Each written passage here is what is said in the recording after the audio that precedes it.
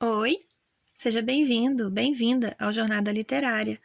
Se você gostar, dê um like e se inscreva. Você também pode contribuir através do site apoia-se/leitura narrada ou pelo Pix carlafloresf7@gmail.com. Obrigada por estar aqui.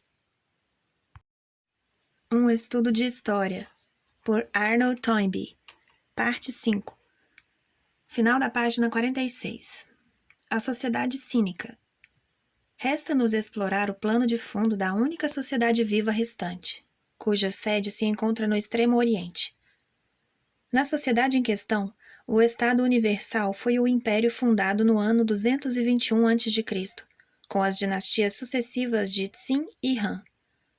A Igreja Universal foi a Mahayana, modalidade do budismo que desabrochou no Império Han, e, deste modo, se tornou a crisálida da atual sociedade extremo-oriental. O Volker van der Hung, subsequente à queda do Estado Universal, procedeu dos nômades da estepe eurasiática, que invadiram o território do Império Han por volta do ano 300 da Era Cristã. Se bem que o próprio Império Han tivesse na realidade dado lugar a um interregno mais de 100 anos antes. Quando volvemos aos antecedentes do Império Han, encontramos um período de perturbações nitidamente caracterizado, o qual é conhecido na história da China sob a designação de Shang-Kuo, abre parênteses, época dos, fecha parênteses, estados contendores, fecha aspas, que abrangeu os 2 séculos e meio que se seguiram à morte de Confúcio, no ano 479 da nossa era. Os 2 aspectos desta época, que consistiram na sua política suicida e na sua vitalidade intelectual orientada no sentido da filosofia da vida prática, recordam o período da história helênica decorrido entre a época de Zeno, fundador do estoicismo, e a Batalha de Actium, que pôs termo à época de perturbações da Hélade. Além disso, tanto no primeiro como no segundo caso, estes últimos séculos da época de perturbações foram apenas o clímax de uma desorganização que se iniciara algum tempo antes. A labareda militarista que consumiu o próprio militarismo, até a sua extinção, na época posterior a Confúcio, já se tinha incendiado antes de Confúcio ter estudado os problemas humanos. O saber deste filósofo, relativo às coisas do mundo terreno, e o quietismo extraterreno do seu contemporâneo Lao Tse constituem uma prova de que ambos compreenderam que, na história da sua sociedade, a época do desenvolvimento jazia já no passado. Como poderemos designar esta sociedade para cujo passado Confúcio olhou com reverência e ao qual Lao Tse voltou as costas como o cristão que abandonasse a cidade da destruição? Talvez possamos chamar-lhe adequadamente sociedade cínica. A Igreja Mahayana, isto é, a Igreja que a esta sociedade cínica outorga a qualidade de sociedade paterna da sociedade extremo-oriental dos nossos dias, assemelhou-se à Igreja cristã, e se diferiu tanto no hinduísmo e do islamismo, foi porque o germe que lhe deu vida não foi um germe indígena, oriundo da sociedade na qual desempenhou o seu papel, tendo, ao contrário, procedido do exterior. A Igreja Mahayana parece ter sido concebida nos territórios índicos que se encontravam dominados pelos reis gregos da Báctria e pelos Kushans, seus sucessores semi-helênicos, e radicou-se indubitavelmente nas províncias Kushan da bacia do Tarim, onde os Kushans eram então os sucessores da primitiva dinastia Han. Antes destas províncias terem sido reconquistadas e anexadas novamente pela dinastia Han subsequente. Foi por esta porta que a Igreja Mahayana penetrou no mundo cínico, e foi então adaptada pelo proletariado cínico, de acordo com as suas próprias necessidades. O berço original da sociedade cínica foi a bacia do Rio Amarelo, donde se expandiu para a bacia do Yangtze. Ambas estas bacias faziam parte da sede original da sociedade extremo-oriental, que se expandiu na direção sudoeste, ao longo da costa chinesa, e ainda na direção nordeste, para a Coreia e para o Japão. As sociedades fósseis.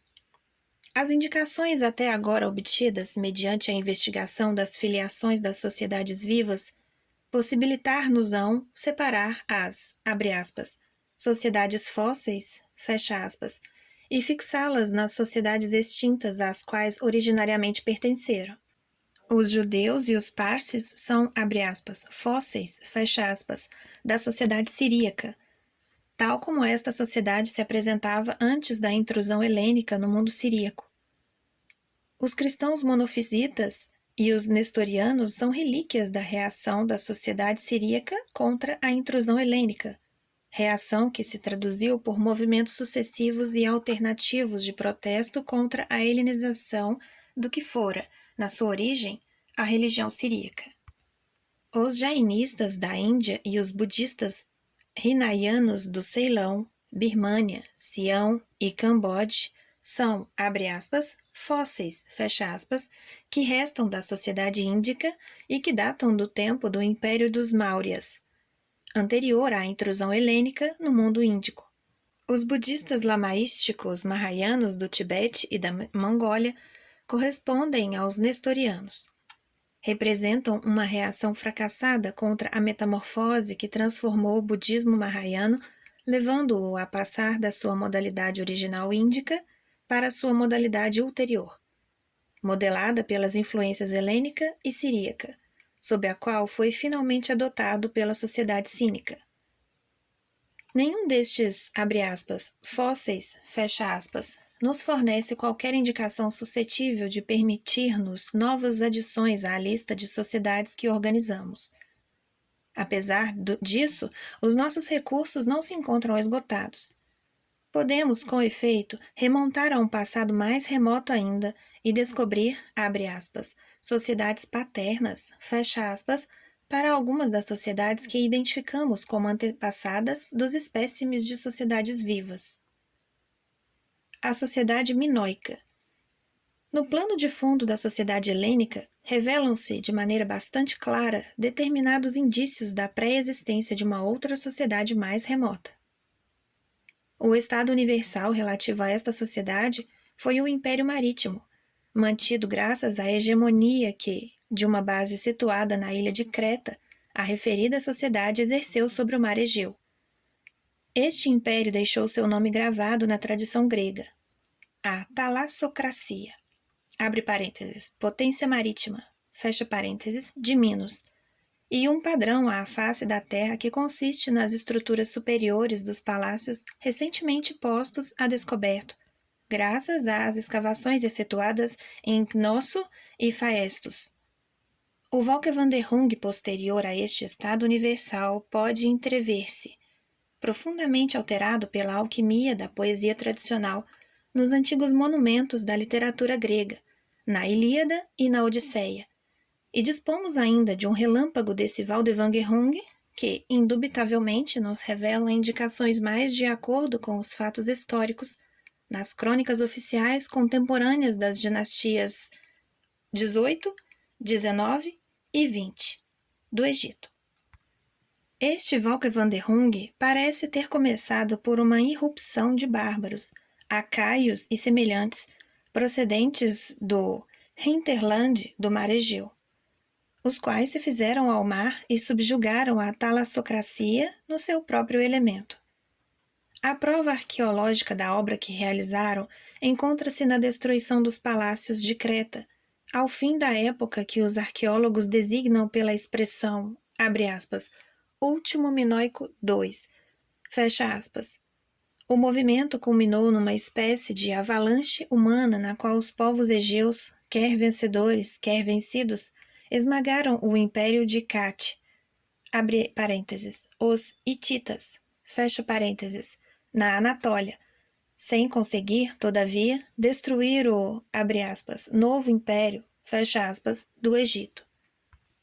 Os eruditos estabelecem como data aproximada da destruição de Cnosso o ano de 1400 a.C., e os arquivos egípcios habilitam-nos a situar a, abre aspas, avalanche humana, fecha aspas, entre 1230 e 1190 a.C.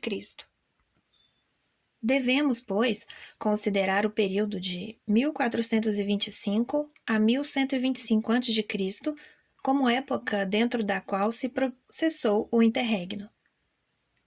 Quando tentamos esboçar a história desta sociedade mais remota, sentimos-nos tolhidos pela nossa incapacidade para ler a escrita cretense, mas a evidência arqueológica levou-nos a crer na existência de uma civilização de caráter material que se teria desenvolvido em Creta, a qual tivesse sido repentinamente propagada através do mar Egeu para a Argólida no século XVII a.C., deste ponto, tivesse alastrado gradualmente para outras partes da Grécia continental durante os 2 séculos seguintes.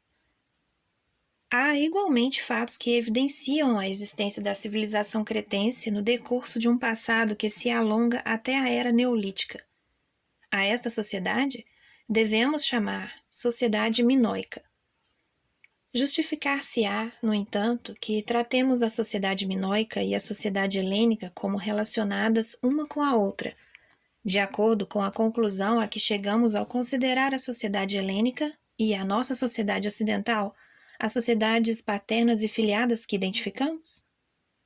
Nos últimos casos, o elo social que uniu duas sociedades foi uma igreja universal criada pelo proletariado interno da sociedade mais antiga, igreja que serviu mais tarde de crisálida dentro da qual a nova sociedade se modelou. Mas nada se apercebe que revele a influência da sociedade minoica na expressão máxima do pan-helenismo, a qual é representada designadamente pelos deuses olímpicos. O aspecto clássico deste grupo de divindades populares inspirou-se nos poemas épicos de Homero, e no referido grupo se nos deparam deuses modelados à imagem dos bárbaros que caíram sobre o mundo minoico durante o Valkyrvanderhung que o destruiu. Zeus é um deus guerreiro, acaio, que reina no Olimpo como usurpador que, pela força, tivesse suplantado o seu antecessor Cronos e tivesse depois dividido os despojos do universo, doando as águas e as terras a seus irmãos Poseidon e Hades, e guardando para si mesmo o céu. Este grupo de divindades é acaio de extremo a extremo. Podemos ainda observar um reflexo da religião minoica nas divindades desapossadas, porque Cronos e os titãs são seres da mesma categoria de Zeus e do seu bando guerreiro. O referido grupo recorda-nos a religião que foi abandonada pela maioria dos bárbaros teutônicos antes de iniciarem as suas incursões no Império Romano. Religião que foi adotada e requintada pela sua parentela, na Escandinávia, para ser abandonada por ela, por seu turno, no decurso do seu próprio Valkyrvanderhung.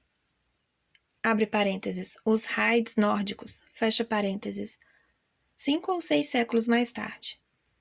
Se na sociedade minoica existiu o que quer que fosse da natureza de uma igreja universal, ao tempo em que a avalanche dos bárbaros se abateu sobre ela, essa igreja deve ter sido algo de tão diferente dos deuses olímpicos como o cristianismo é diferente do culto de Odin e de Thor.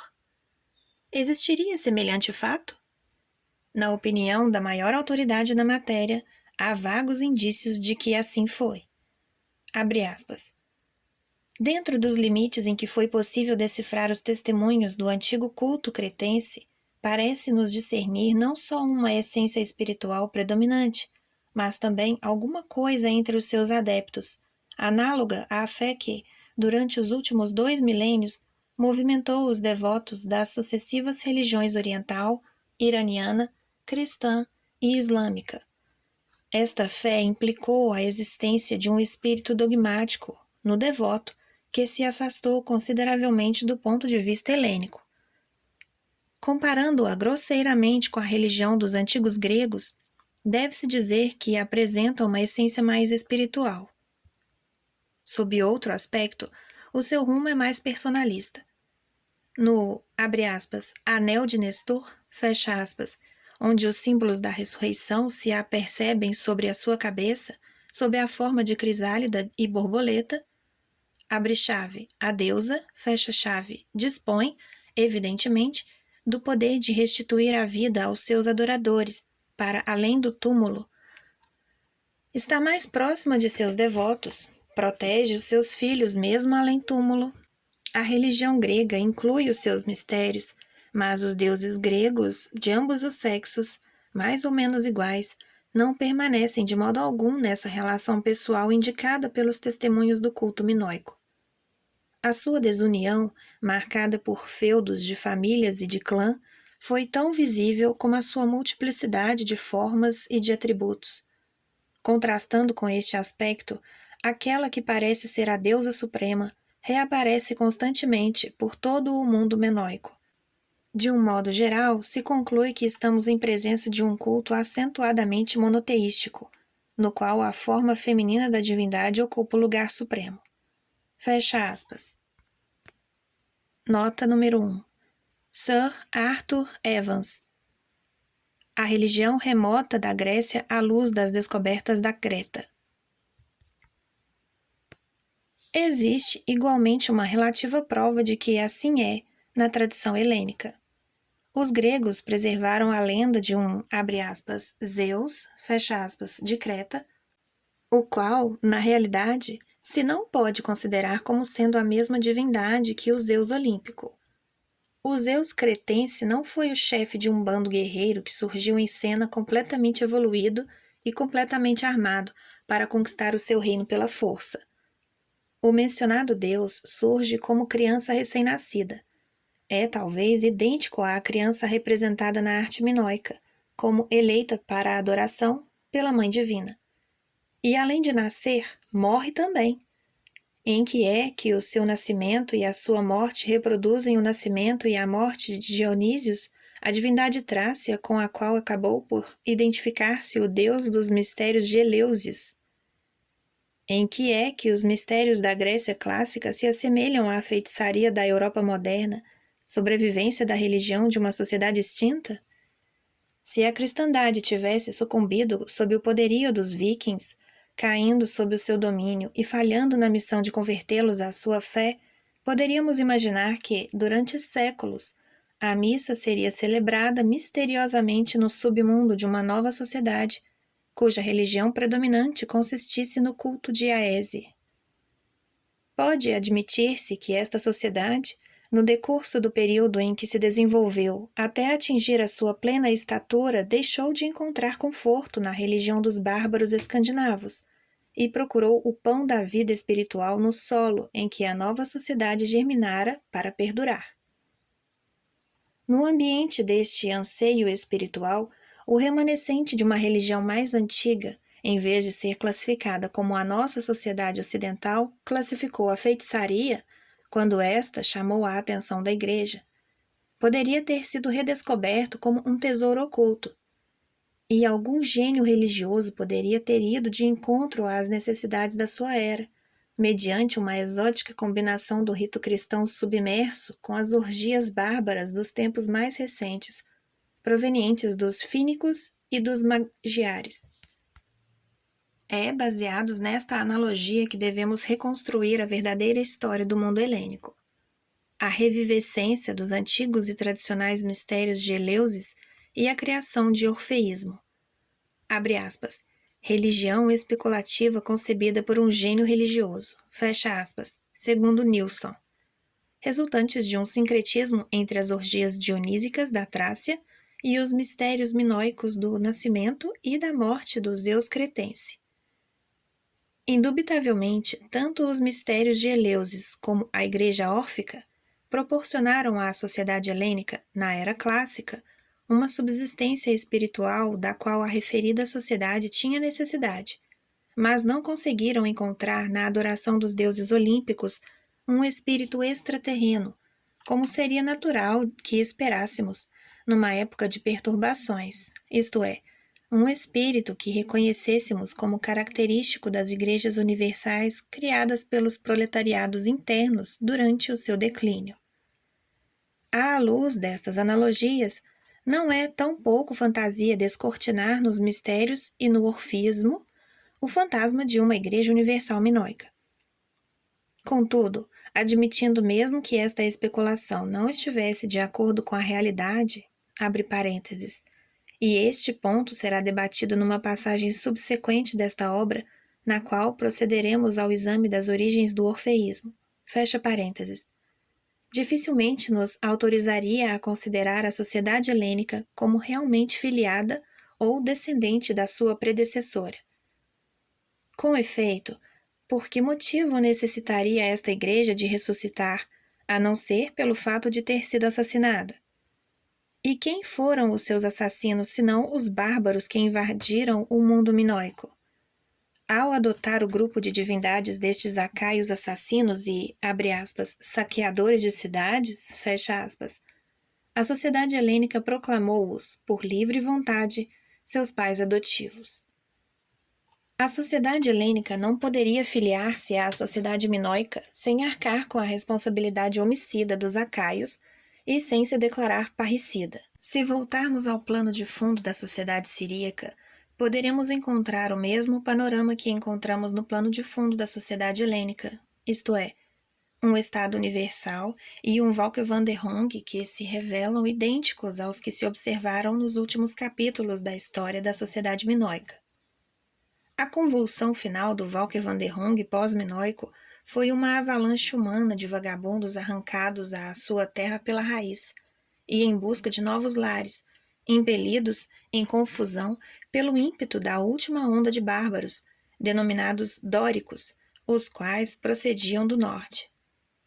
Expulsos do Egito, alguns destes refugiados estabeleceram-se na costa nordeste do Império Egípcio e são-nos familiares sob a designação de filisteus, nas narrativas do Velho Testamento.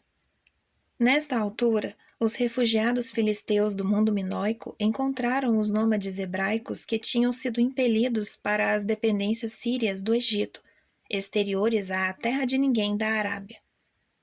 Mas, para o norte, a cordilheira do Líbano representou um limite às infiltrações simultâneas dos nômades arâmicos e proporcionou asilo aos fenícios da costa que tinham conseguido sobreviver ao impacto dos filisteus. Quando a convulsão amainou, destes elementos surgiu uma nova sociedade, a sociedade siríaca. Durante o período em que uma relação se manteve entre a sociedade siríaca e outro membro mais antigo da espécie, essa relação ligou-a à sociedade minoica, e essa ligação verificou-se no mesmo grau que se observou na relação entre a sociedade helênica e a referida sociedade minoica, nem em maior nem em menor escala. Uma das heranças que a sociedade siríaca deve ter recebido da sociedade minoica teria sido o alfabeto. Abre parênteses. Embora não exista uma certeza, fecha parênteses. A outra teria sido o gosto pela navegação marítima de longo curso. À primeira vista, surpreende que a sociedade siríaca descenda da sociedade minoica. Seria mais natural esperarmos descobrir que o Estado universal que serviu de plano de fundo à sociedade siríaca tivesse sido o, abre aspas, novo império, fecha aspas, do Egito, e que o monoteísmo dos judeus tivesse sido uma ressurreição do monoteísmo de Iknaton. Mas as provas demonstram o inverso. Tampouco existe qualquer prova suscetível de nos levar a supor que a sociedade siríaca se filie a qualquer outra sociedade respectivamente representadas pelo Império Kat, abre parênteses, os Hititas, fecha parênteses, na Anatólia, e pela dinastia sumérica de Ur e pela sua sucessora, a dinastia Amorita de Babilônia, sociedades que passaremos agora a examinar. Final da leitura da parte 5 de Um Estudo de História. Sinta-se à vontade para comentar ou abrir algum debate. Não se esqueça de curtir e, principalmente, de se inscrever. Obrigada por estar aqui. Até a próxima!